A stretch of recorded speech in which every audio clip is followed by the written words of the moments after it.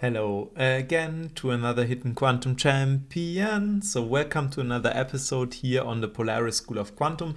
Today we are going to look at 55 North, which I think is one of the big statements of the European VC landscape for quantum technology of this year, 2025. And with that, let's hop right into their website so we don't miss out on anything and we stay in time and keep things interesting for you. So here you see empowering brilliant minds to build next generation compute, and then you see here the logo 55 North and a spinning globe with a lot of dots with a lot of particles spinning around here. It says, we back companies that reshape industries, accelerate discovery and drive global progress. We have invested in 55 North is the world's largest fund, 100% focused on the quantum stack, which is quantum technology, I guess. And we will learn probably more about that. And the only one with the expertise and network needed to win. So now let's see what they're actually talking about. So dedicated fund advantage. Quantum is hard. Our focused, expert-led fund understands what it takes. We can uniquely identify, nurture, and scale quantum businesses, unlocking both short-term and long-term value. Then there's network advantage. Europe is undercapitalized, but is poised to lead the quantum revolution. We connect startups with global labs, corporates, and governments shaping national strategies in quantum. A unique network generalists don't have. And then sustainability advantage. By bridging world-class scientific innovation with deep tech investing expertise, we provide long horizon, patient capital to scale the quantum revolution from the lab to market. We are proud to back Europe's most ambitious quantum founders. So in their portfolio, two things are already announced. IQM, they've been part of the Series B investment of 275 million euros. And there's also Qtra, I'm not sure if I'm pronouncing that correct, with a 10 million Series A2 investment round. And there's a third one which is going to be announced soon as it looks.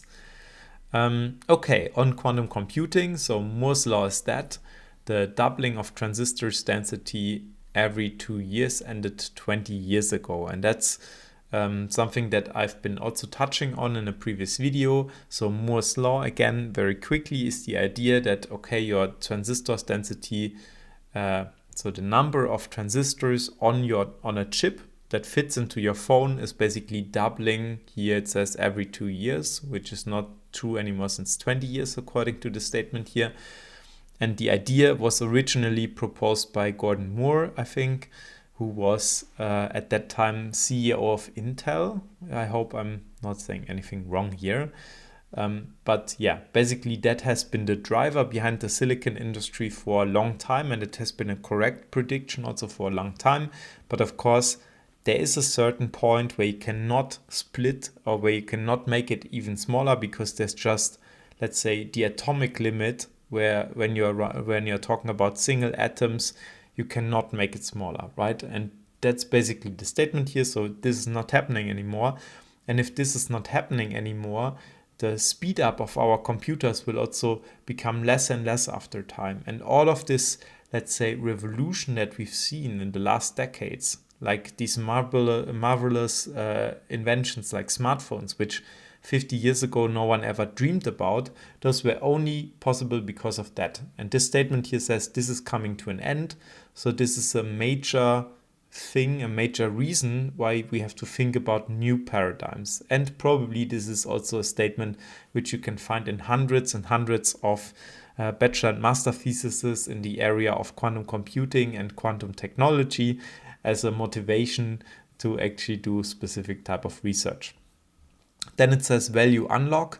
Quantum technologies unlock fundamentally new capabilities, solving problems classical systems never will.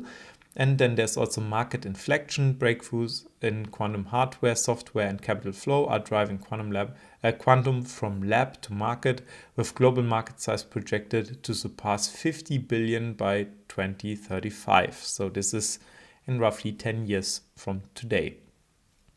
Now, a couple of things to note here. I mean, value unlock, clearly there are, with every single day passing, there are new ideas, new algorithms being published, but also new breakthroughs being published by quantum companies, and it feels like we're getting closer and closer to actually valuable problems. There are also some companies already claiming that they can solve valuable problems with their quantum systems now, that are being harder and harder for classical systems to solve. Recently, for example, there has been some announcements from Google again. I'm recording this mid of November.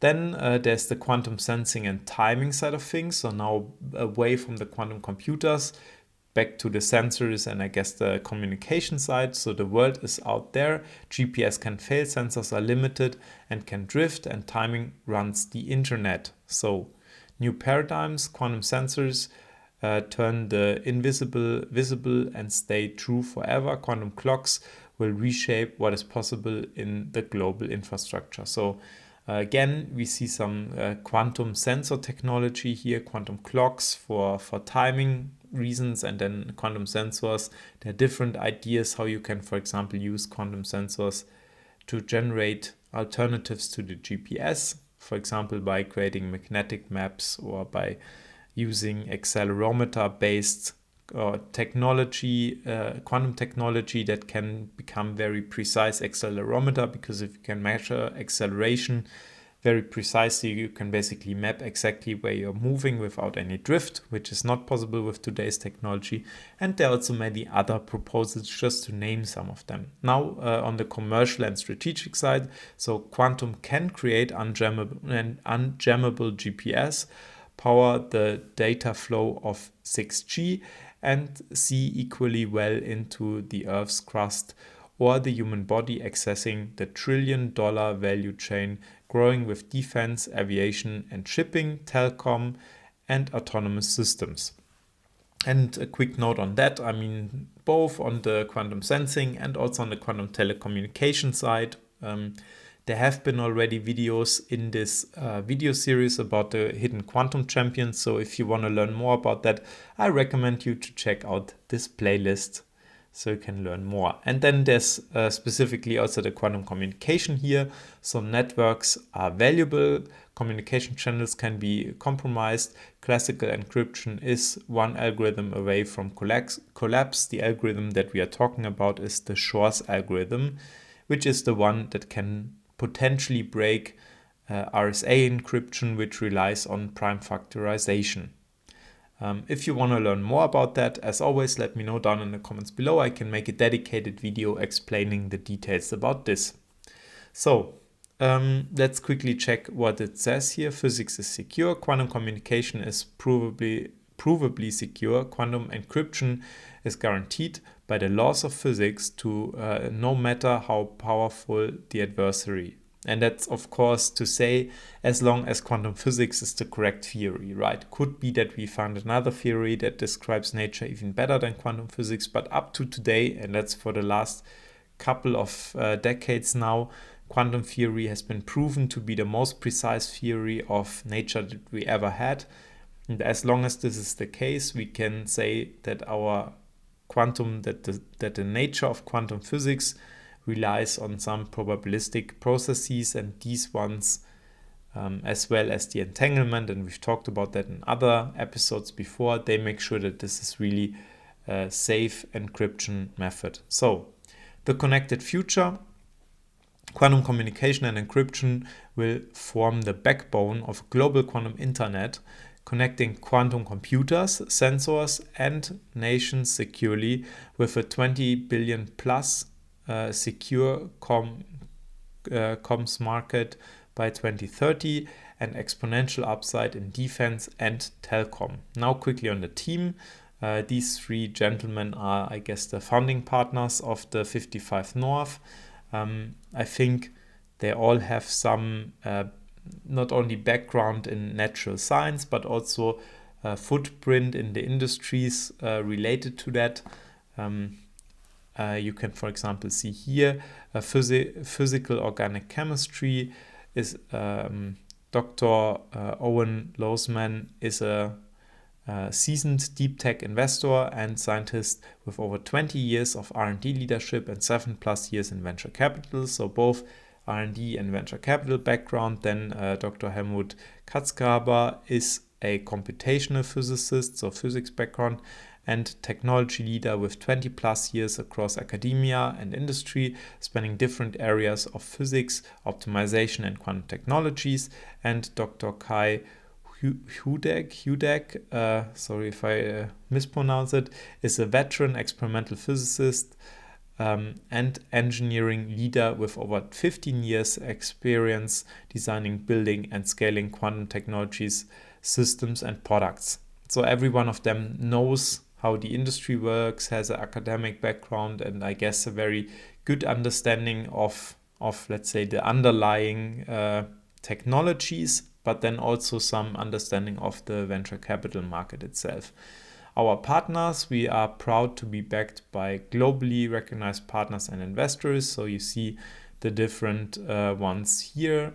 I think, as it says North in the name, Novo Holdings. So Novo, I guess, as a Novo Nordisk is a very prominent name, but you can also see that there are other prominent names here in the list.